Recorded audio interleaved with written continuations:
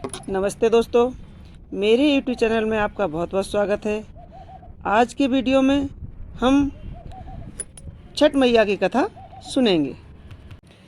श्री जन्मेजय ने वैशंपायन से पूछा कि हे दुरात्मा, दुर्योधन आदि द्वारा कपट रूप जुआ से हारकर पांडव लोग वनवास के लिए भेजे गए, तो जंगल में जाकर उन्होंने क्या किया?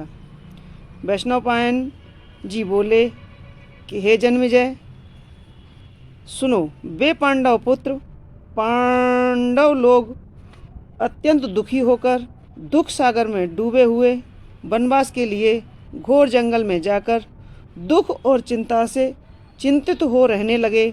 वन के फल वगैरह खाकर पृथ्वी पर सोते हुए केला और भोजपत्र का वस्त्र पहन दुख में दिन काटने लगे।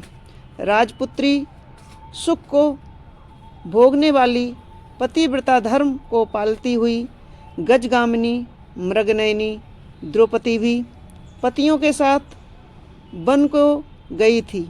जिस स्थान में द्रौपदी सहित पांडव लोग थे, वहाँ पर वे ब्रह्मज्ञानी तपधारी 28,000 ऋषियों भी जा पहुँचे।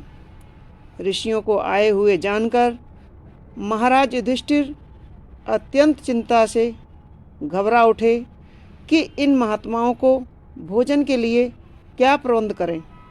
जब महाराज युधिष्ठिर को यह चिंता हुई कि भोजन के लिए क्या उपाय करें, तो सुमुख मलिन स्वामी युधिष्ठिर को देखकर द्रौपदी अत्यंत दुख से व्याकुल हो गई। उसी समय द्रौपदी निज पुरोहित धौम्य जी को पवित्र आसन पर बैठाकर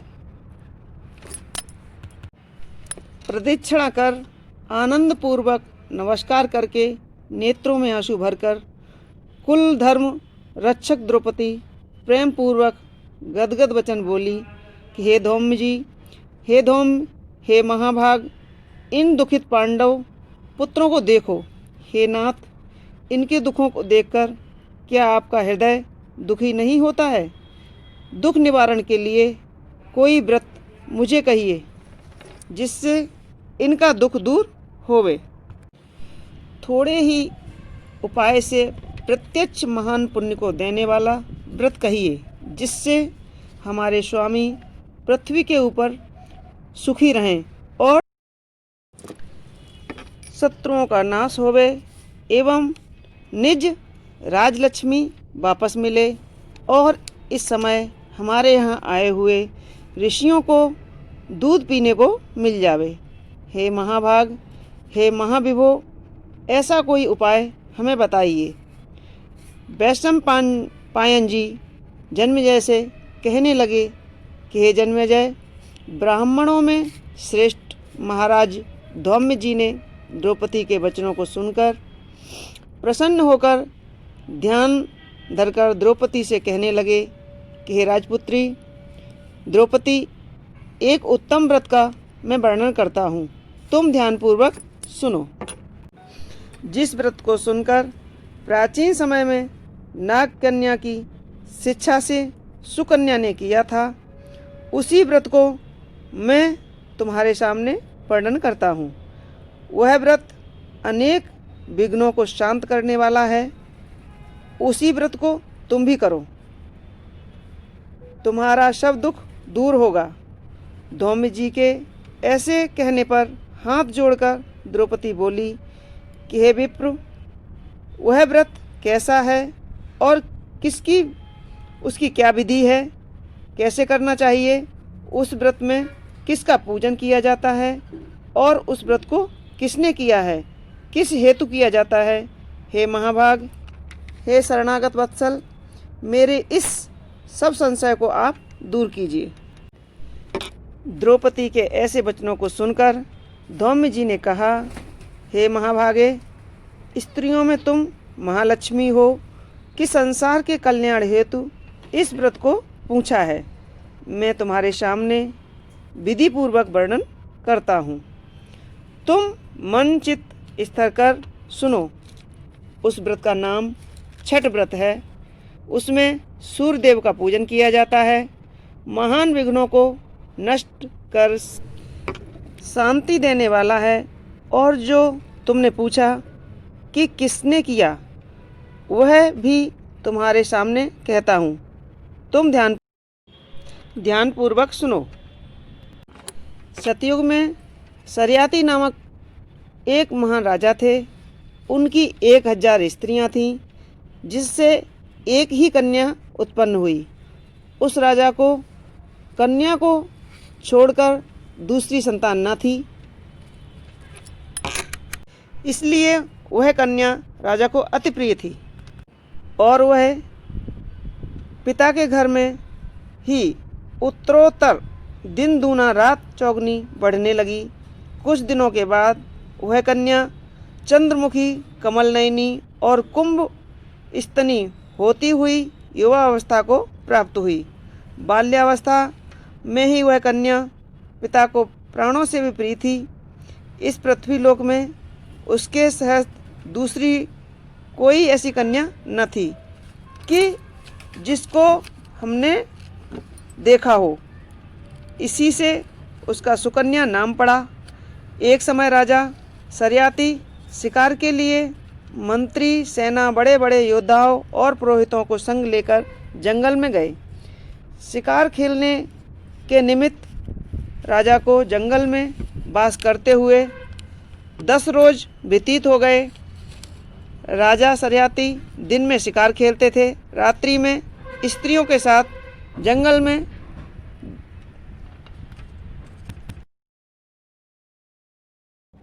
मंगल करते हुए समय व्यतीत करते थे। उधर एक समय सखियों के साथ सुकन्या फूल लेने हेतु जंगल में गई। वहाँ पर चमन मुनि का स्थान था। सुकन्या ने मुनि की देह में दीमक लगी देखा। दीमक के लगने से सारे बदन में चरक हो गया था और दीमक की मिट्टी से सारा बदन ढक गया था। मिट्टी के बीच में मुनि के दोनों नेत्र जुगनू की भांति चमक रहे थे। सुकन्या ने भूलवश उनकी दोनों आँखों में कांटा चुभा दिया, जिससे मुनि की दोनों आँखें फूट गईं और उनकी नेत्रों से रुधिर की धारा बह निकली। उधर चकोराक्षी सुकन्या फूलों को लेकर सखियों के साथ वास स्थान को चली गई। चमन मुनि के नेत्र सुकन्या द्वारा जो फोड़ दिए गए थे, इससे राजा और सेना के मलमूत्र आदि बंद हो गया और सभी हाहाकार करने लगे। जब 3 दिन और 3 रात इसी प्रकार बीत गया तो व्याकुल होकर अपने पुरोहित से राजा ने पूछा, हे मुनिराज, किस हेतु हमारा मलमूत्र बंद हो गया है, सो आप दिव्य दृष्टि से देखकर कहिए। श्री पुरोहित जी बोले, हे राजन, भार्गववंशी चमन नामक एक ऋषि इसी वन में घोर तपस्या कर रहे हैं, जिसके शरीर में दीमक लगकर मांस खा गई है और सिर्फ हड्डी मात्र मिट्टी से लिपटी है और वह घोर तप कर रहे हैं। हे राजन, आपकी कन्या ने अज्ञानवश उन ऋषि के दोनों नेत्रों में कांटों से फोड़ दिया है, जिससे नेत्र द्वारा रुधिर बह रहा है। उन्हीं के क्रोध से यह संकट आपके ऊपर आ पड़ा है। हे राजन, आप उनको प्रसन्न करना चाहते हैं तो अपनी कन्या उन्हें दान कीजिए। कन्यादान से वह मुनि चमन जी प्रसन्न हो जाएंगे। पुरोहित के ऐसे वचन सुनकर राजा सरियाती अपनी सुकन्या को साथ लेकर ऋषि के पास गए और जल छोड़ने पर हड्डी मात्र दिख पड़ी नेत्रहीन ऋषि को देखकर राजा बोले, हे प्रभु, मेरी कन्या द्वारा अज्ञान से अपराध हुआ है, जो आपके ये नेत्र फूट गए हैं। हे मुनिवर, आपकी सेवा के लिए हम अपनी कन्या को आपको देते हैं, जिससे आपको कोई कष्ट न होवे। राजा के ऐसे वचन सुनकर ऋषि जी बड़े प्रसन्न हुए। उसी समय राजा शर्याती ने सुकन्या को ऋषि के लिए दान कर दिया। राजा से कन्या पाकर मुनि जी अति प्रसन्न हुए और उनका क्रोध शांत हो गया। तब राजा के सारे कष्ट दूर हो गए और सेना सहित प्रसन्नचित्त राजा अपने नगर को आए। वह सुकन्या नेत्रहीन चमन ऋषि की सेवा करने लगी। कार्तिक मास के एक दिन वह कन्या जल लेने के लिए एक छोटे से तालाब पर गई। वहाँ पर उसने अनेक आभूषणों और बहुमूल्य वस्तुओं से सजी हुई नाग कन्याओं को देखा। श्री कश्यप जी के यज्ञ मंडप में सूर्य भगवान की पूजा करती हुई नाग कन्या को देखकर सुकन्या धीरे से उनके पास जाकर पूछी कि हे महाभागवती, आप क्या कर रही हैं और किस कारण यहाँ आई हैं। सुकन्या के यह वचन सुनकर नाग कन्या ने कहा कि हे साध्वी, मैं नाग कन्या हूँ, व्रत धारण किए हूँ और कश्यप जी के पूजन के लिए यहाँ आई हूँ। नाग कन्या के ऐसे वचनों को सुनकर सुकन्या बोली कि इस व्रत का क्या पूजन है, क्या महत्व है और कैसे करना चाहिए और इसका क्या फल होता है और इस पूजन की विधि क्या है, किस महीने में और किस तिथि को यह व्रत किया जाता है। नाग कन्या ने कहा कि कार्तिक मास शुक्ल पक्ष की सप्तमी युक्त होने पर सर्व मनोरथ सिद्ध करने के लिए यह व्रत किया जाता है। व्रती को चाहिए कि पंचमी के दिन नियम से व्रत को धारण करे, सायंकाल खीर का भोजन करे और पृथ्वी पर सोवे। छठ के दिन व्रत करें, दिन में 4 रंगों से सुशोभित मंडप में सूर्य नारायण का पूजन करें और रात्रि में जागरण करें। अनेक प्रकार के फल फूल पकवान आदि का नैवेद्य बनावे और सूर्य भगवान को प्रीतिपूर्वक भोग लगावे। रात्रि जागरण करे, गाना बजाना करे, बजाकर उत्सव मनावे। जिस समय तक सूर्य नारायण का दर्शन न हो जावे तब तक व्रत धारण किए रहे। प्रातःकाल सप्तमी को सूर्य नारायण को दर्शन करके अर्घ्य देवे। दूध, नारियल, केला, फूल, चंदन से 12 नाम सूर्य के हैं, उन्हीं नामों को उच्चारण करते हुए और प्रत्येक नाम में साष्टांग प्रणाम करते हुए अर्घ्य देवे। सूर्य भगवान के 12 नाम आदित्य, रवि, कमलेश, इंद्र, भास्कर, दिवाकर, प्रभाकर, शिवम, विष्णु, ब्रह्मा, भानु और दिनेश।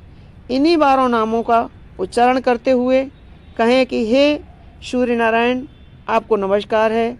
इस प्रकार इस व्रत को करने से सूर्य नारायण महान घोर कष्ट को भी दूर करके मनवांछित फल को देते हैं। हे सुव्रते, हमने यह छठ व्रत तुमसे कहा। श्री धौम्य जी ने कहा कि हे राजपुत्री द्रौपदी, नाग कन्या के इस वचन को सुनकर सुकन्या ने इस उत्तम व्रत को किया। इसी व्रत के प्रभाव से महाराज चमन ऋषि के नेत्र पहले की तरह हो गए। ऋषि चमन जी को शारीरिक निरोग हो गया और सुकन्या के साथ आनंदपूर्वक राज्य सहित सुख भोगने लगे। इससे राजपुत्री द्रौपदी, तुम भी इस उत्तम व्रत को करो। इसी व्रत के प्रभाव से तुम्हारे पति फिर राजलक्ष्मी को पावेंगे और निसंदेह तुम्हारा कल्याण होगा। धौम्य जी से यह उपदेश सुनकर के द्रौपदी ने विधि पूर्वक यथाशक्ति व्रत को किया। युधिष्ठिर जी ने अतिथि रूप में आए हुए ब्राह्मणों को भोजन देकर प्रणाम किया। वैशंपायन जी ने कहा कि हे जन्मेजय, जब द्रौपदी ने धौम्य जी से उपदेश पाकर छठ व्रत को किया तो इसी व्रत के प्रभाव से द्रौपदी पांडव सहित अपनी राजलक्ष्मी को पाई। अतः जो कोई स्त्री इस उत्तम व्रत को करेगी उसके समस्त पाप और कष्ट नाश होकर सुकन्या की भांति पति सहित सुख को पावेगी। इस व्रत को विधि पूर्वक प्रत्येक वर्ष विधि विधान से करते हुए कथा को सुने और आचार्य को यथाशक्ति अन्न और द्रव्य देकर आदर सत्कार के साथ विदा करें तो उसका मनोरथ सिद्ध होता है। जो कोई भक्ति के साथ इस कथा को सुनता है उनको पुत्र पौत्र धन संपत्ति और अखंड सुख प्राप्त होता है। इस भांति छठ व्रत कथा को सुनकर सूर्य नारायण को अर्घ्य देकर नमस्कार करते हुए श्रोतागण निज निज घर को जावें और छठ व्रत का प्रसाद इष्ट मित्र आस पड़ोस को सभी को पहुँचावें। इस प्रकार छठ व्रत करने से सारे कष्ट मिटकर सुख की वृद्धि होती है और सुख संपत्ति यश प्राप्त होता है। तो मित्रों, यह थी छठ पूजा की कथा।